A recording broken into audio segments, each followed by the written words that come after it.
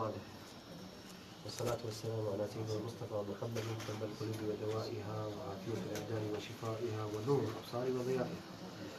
الحمد لله في زيارتنا إلى هذه مركز الدعوة الإسلامية وقناة مركز دعوة والجامعة والمدرسة واللقاء بالأحبة والأخ بلال والأخوان كلهم، تعرفنا على شيء جميل وشيء مفرح وأفرح قلوبنا، وندعو لهم أن الله سبحانه وتعالى يمدهم بالعون والرزق الحلال لمتابعة وانتشار الدين الإسلامي والدعوة الإسلامية وترجمة الكتب وخدمة الفقراء وخدمة الأطفال.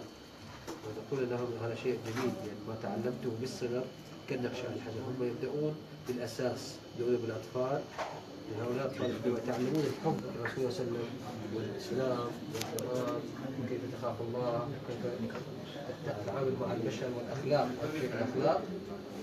هذا شيء يفرح القلب، وهذا يؤسس إلى جيل طيب مبارك له دعوة لله سبحانه وتعالى.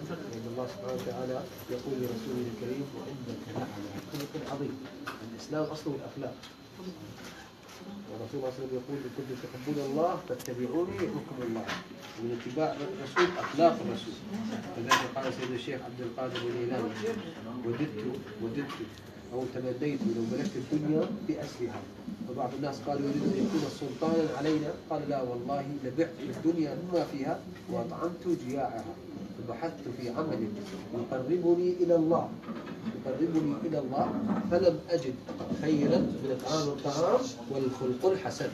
وهذه هي صفات الصالحين والزهد. ندعو الله سبحانه وتعالى في هذا المكان أن يشد على أزرهم وأن يعطيهم الصحة والعافية لهم ولشيخ طريقتهم، والاقتداء بسيد الشيخ عبد القادر الجيلاني إلى حضرة سيد الرسول صلى الله عليه وسلم بكتاب الله وسنة نبيه المصطفى صلى الله عليه وسلم، ويريهم الحق حقه ويرزقهم اتباعه، ويريهم باطل باطل ويجنبهم اتباعه، إنه قادر على كل شيء قدير. وجزاكم الله عنا خير. وندعو من هذه القناة إلى كل المشايخ وشيوخ الطرق القادرية والصوفية أن يتركوا الخلافات ويتركوا المشاحنات والتعديات، أن يتفقوا بينهم، لأن هنالك أعداء كثيرة للإسلام ولأمة محمد صلى الله عليه وسلم. جزاكم الله عنا